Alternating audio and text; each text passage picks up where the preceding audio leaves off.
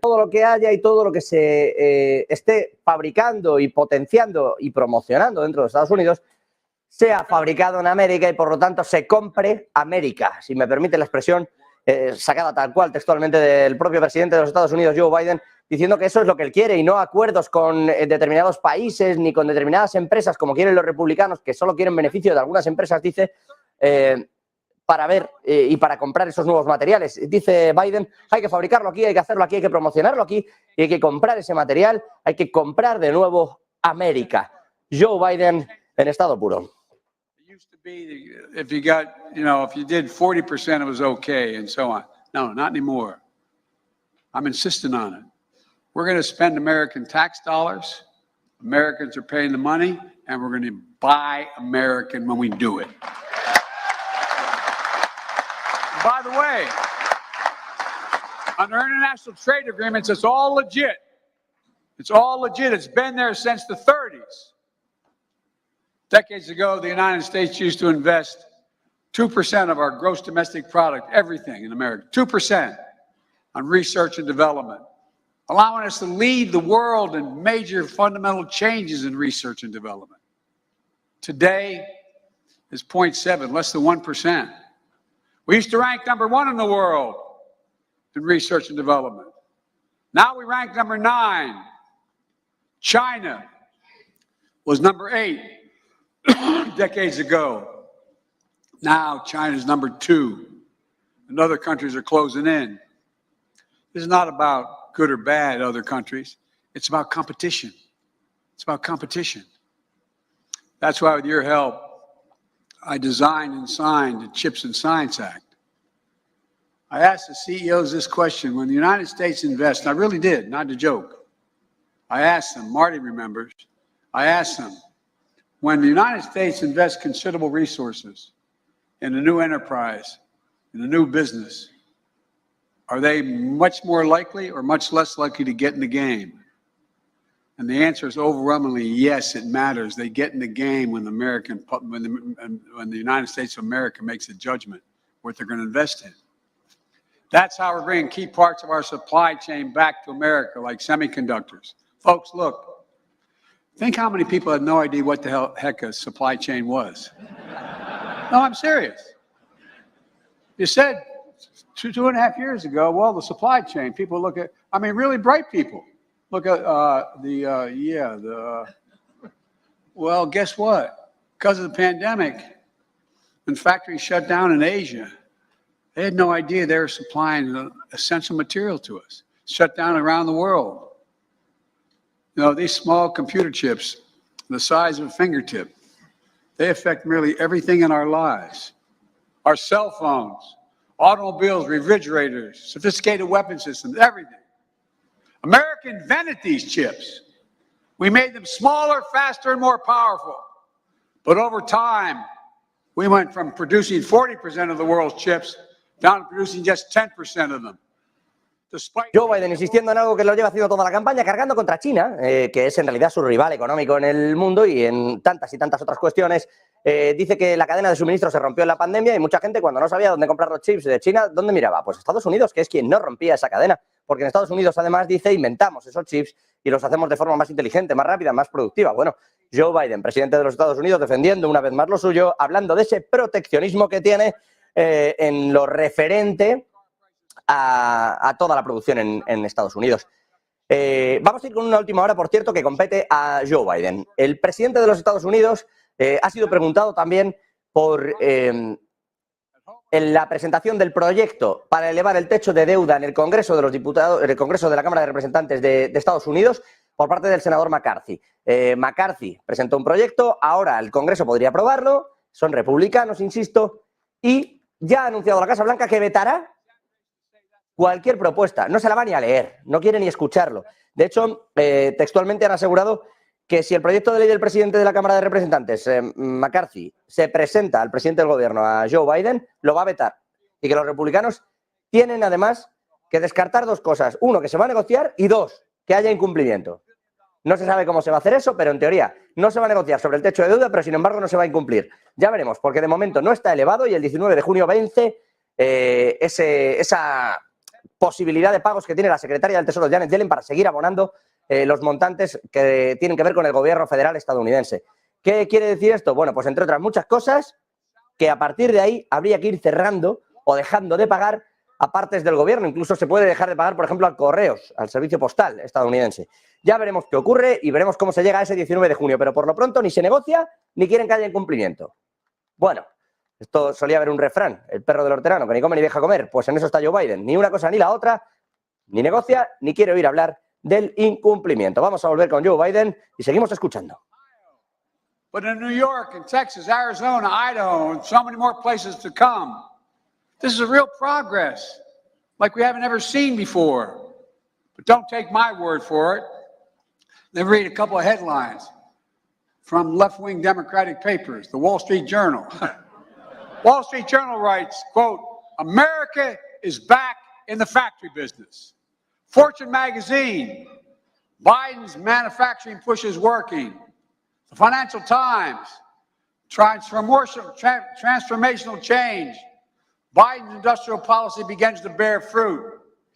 In a recent column in the New York Times, Make Manufacture Greater Again was the title of the article. It goes on to say, President Biden appears to be presiding over the kind of manufacturing serve that Trump had promised. Folks.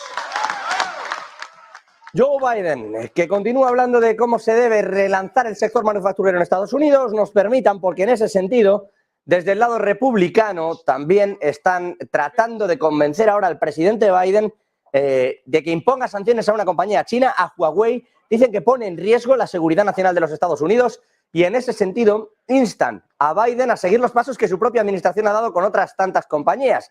De hecho, con la propia Huawei se impidió que participara en los proyectos de nuevas tecnologías y redes de 5G y ahora lo que quiere directamente es imponer sanciones a la nube, al almacenamiento que sí que tiene actualmente Huawei como empresa en los servidores contratados. Bueno, pues quieren imponer sanciones porque dicen que ese almacenamiento de datos de los estadounidenses está siendo filtrado y que eso pone en riesgo la seguridad nacional. Así que los republicanos, ojo, pidiendo sanciones que probablemente vea con buenos ojos un Joe Biden que no para en ese sentido de criticar a China, en tanto que le sirve para ensalzar, para elevar a Estados Unidos y a ese Investing in America, esa gira que está realizando para hablar del aumento de producción y de la fuerza laboral precisamente allí en tierras estadounidenses. Con esto, si me permiten, lo vamos a dejar, vamos a frenar aquí, vamos a frenar 2 segunditos para la publicidad y enseguida regresamos con Token City.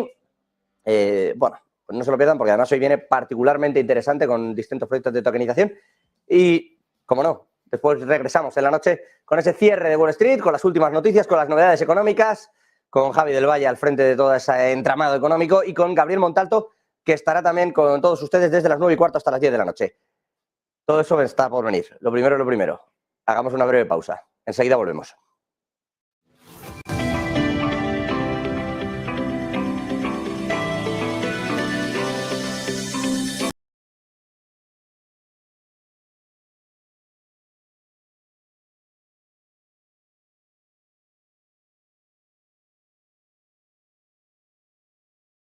For a long time, these pharmaceutical companies. Well, we finally beat Big Pharma. They're still going to do very well. But we got it done, to my surprise, without a single Republican vote. I don't know where the hell these guys live. No, I really mean it. It surprised me. I've had more than half a dozen Republicans I used to serve in the Senate come up to me, and I gave my word I'd never say the word, I never will. Joe, we agree with you, but if I do this, I'll lose a primary.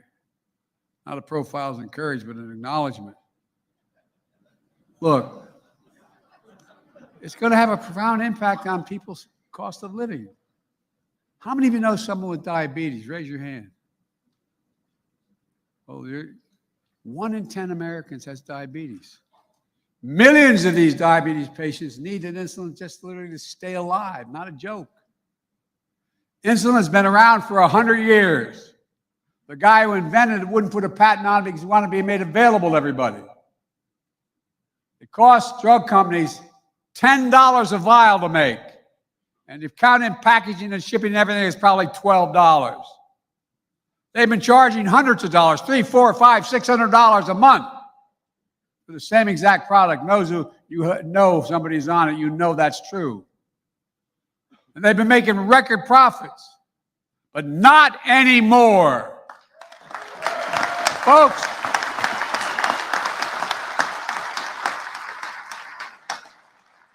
the law we passed capped the cost of insulin at $35 a month for seniors on Medicare.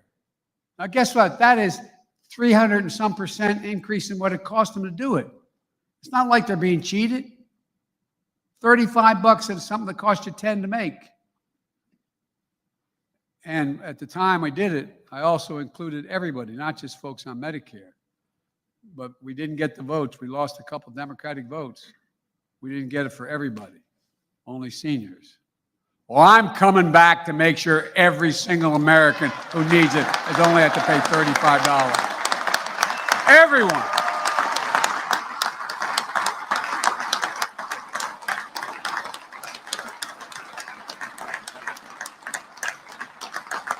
Look, you folks are, I'm not trying to be nice to you. You folks are really important in getting out the message out. Just like you know there's well over $1 trillion for the whole infrastructure law. It takes a while to get it out, to get them started, to get the projects moving. It takes time. Well, the same way with dealing with the drug companies. Folks, the law that's the law now passed, although Republicans want to get rid of it, and the new Speaker of the House thinks it's not necessary. And by the way,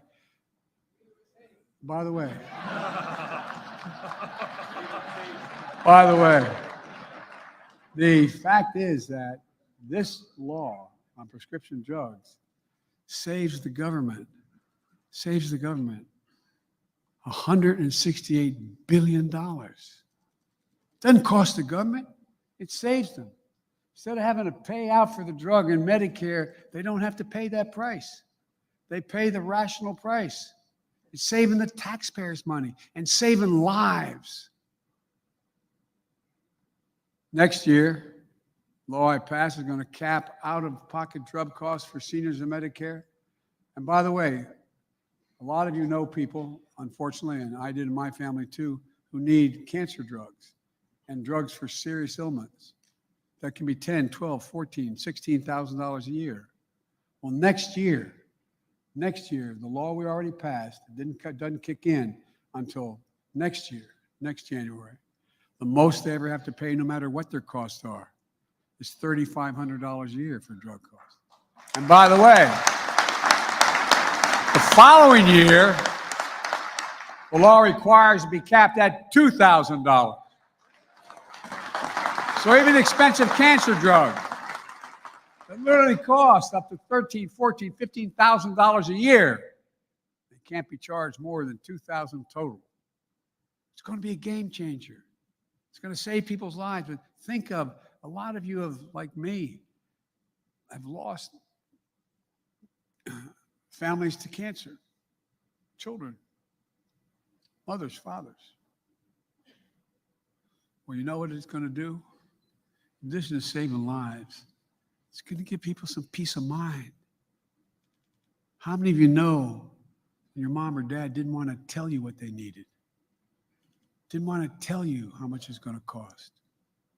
Didn't want to tell you if in order to do it, they're going to have to sell the house? Didn't want to say anything. It goes back to maybe it's the Irish of it, but it's all about dignity. It really is about people's dignity. Inflation Reduction Act also makes the most significant investment in dealing with climate change, not only here in America, but anywhere in the world, in the history of the world. It's creating tens of thousands of good-paying jobs. It offers working families $1,000 a year in savings with rebates if they buy energy-efficient appliances, weatherize their homes. It offers tax credits for heat pumps, roof solar, new and used electric vehicles. Speaking of jobs, as I said earlier, Guess who's going to install those 500,000 sergeant chases? The IBEW. Yeah. And by the way, when you do, think about it this way. My grandpop, who I never met, he died in the same hospital I was born in 2 weeks before I was born. But my grandpop was from, as they say in Maryland, from Balmer. And he worked for the American Oil Company. And his job was to open up new gas stations around the country back in the late of the 20s and 30s. And guess what? People didn't want those gas stations because they didn't want all those, how many thousand gallons of oil or gasoline are sitting below the surface in my neighborhood? They were worried about it. But once the gas station was built, what happens? You end up having a drugstore. You end up having a coffee shop. You end up having, it generates growth. Well, you know, you're going to be building the roads and the highways and the bridges to get to these places. Laborers, iron workers, operating engineers, steel metal workers, women and men right here in this room. And by the way, almost all our investments requires employers to pay prevailing wage and use registered apprentice.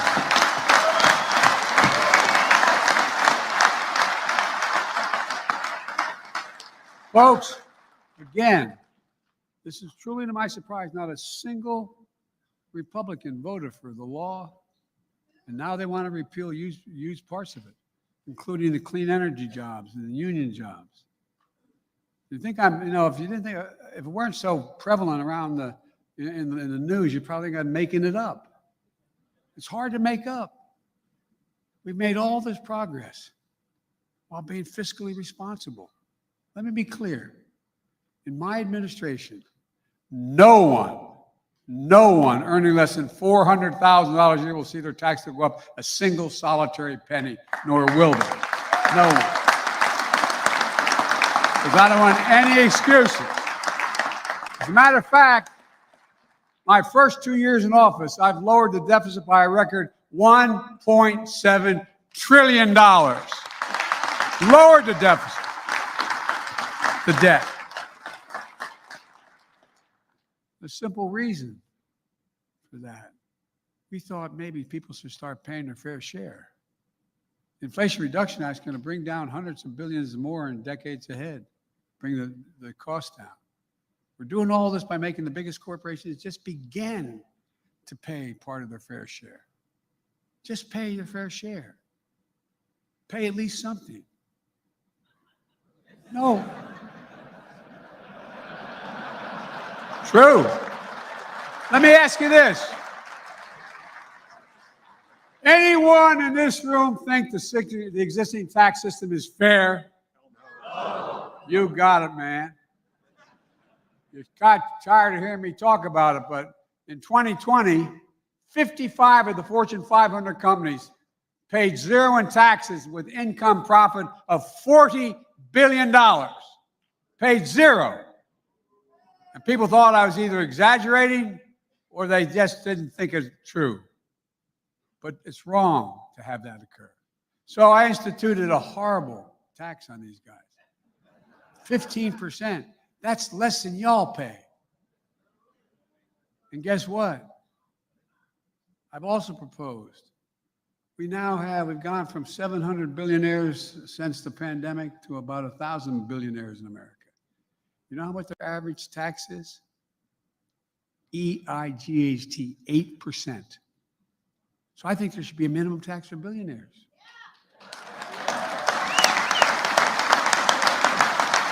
No billionaire should be paying a lower tax rate than a construction worker, a school teacher, a firefighter, a cop, a nurse.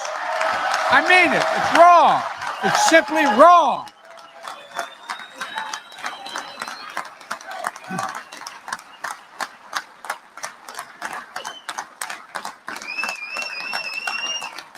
If you didn't live through this, you'd think I was making it up. And meanwhile, guess what my mega Republican friends in Congress are up to? The Speaker of the House went to Wall Street last week, proposed huge cuts in important programs, cut all discretionary spending by 22%, including ones I've just named. Programs millions of working and middle-class Americans count on. At the same time, he and his MAGA Republican colleagues are pushing some tax giveaways for the wealthiest Americans and biggest corporations. They'd rather see kids and seniors struggle to eat what they need. People on Medicaid lose their health care. Veterans lose access to doctor's visits. And that's part of it, by the way, not a joke. Then cut subsidies to big oil that made $200 billion and big pharma and the wealthiest corporations. We're not even talking about raising the tax. We just stop the subsidies. The same old trickle down dressed up in MAGA clothing. Only worse. Because this time, they're saying if they get their way, they will if they don't get their way, if Biden doesn't agree with them and agree to all the cuts and no these tax increases for others, working people, they're going to let the country default on its debt. This is a debt that took over 200 years to accumulate.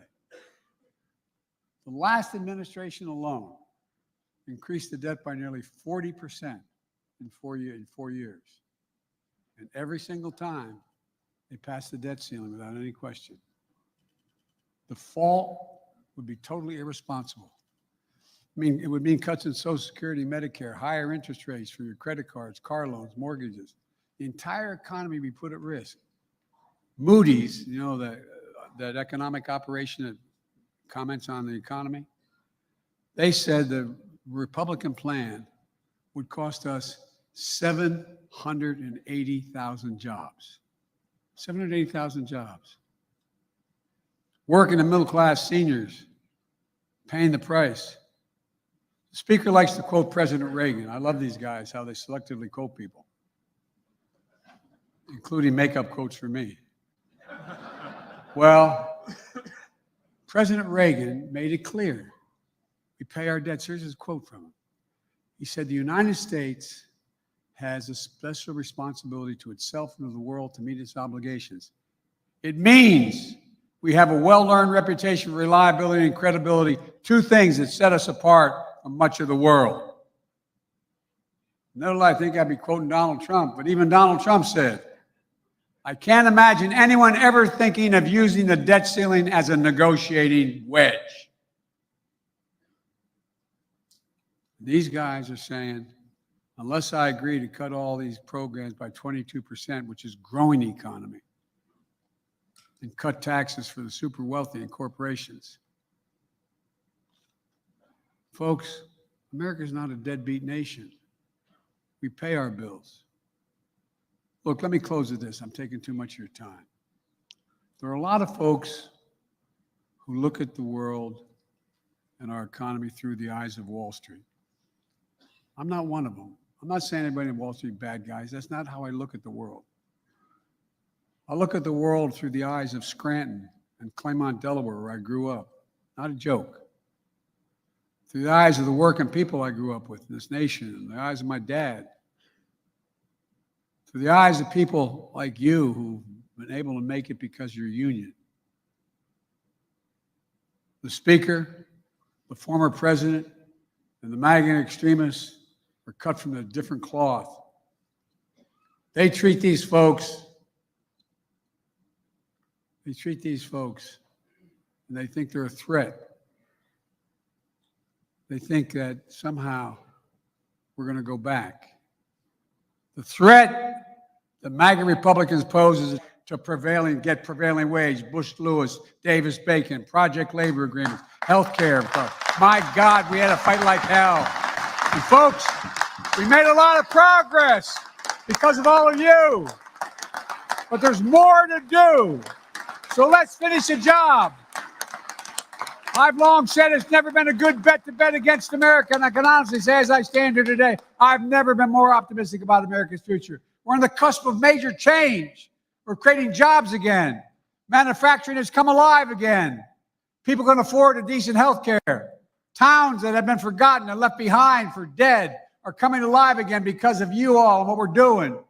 Now we've just got to keep it going. finish the job. We just have to remember who we are. We are the United States of America. There's nothing beyond our capacity. Nothing. If we work together.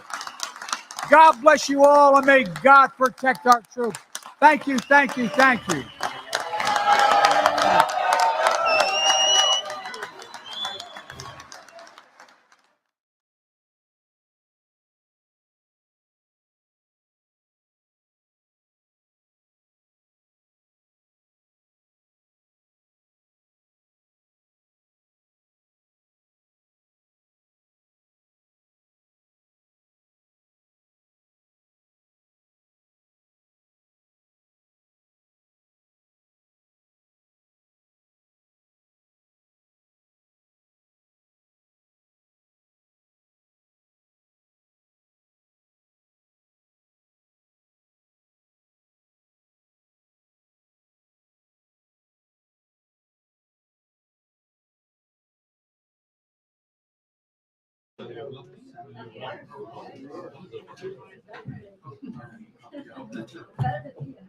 Good afternoon, everybody.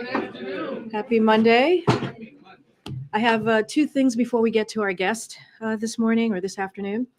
Today, the President and First Lady will honor the 2023 Teachers of the Year from state and territories across the United States for their excellence in teaching and commitment to students' learning. This year's National Teacher of the Year is Mrs. Rebecca Peterson, a mathematics teacher from Tulsa, Oklahoma. As a classroom teacher for more than 30 years, the First Lady is proud to continue this tradition of celebrating Teachers of the Year for their excellence in teaching and commitment to students' learning. From day one, the Biden-Harris administration has been committed to celebrating and elevating the teaching profession and taking comprehensive actions to increase teacher pay, improve working conditions, and develop high-quality pathways into the teaching profession. And given that commitment, it bears noting that right now, Speaker McCarthy is demanding we slash education from funding by 22%. And if we don't, he's threatening he will throw the United States into default and tank the economy. That's the equivalent of cutting up to 60,000 teachers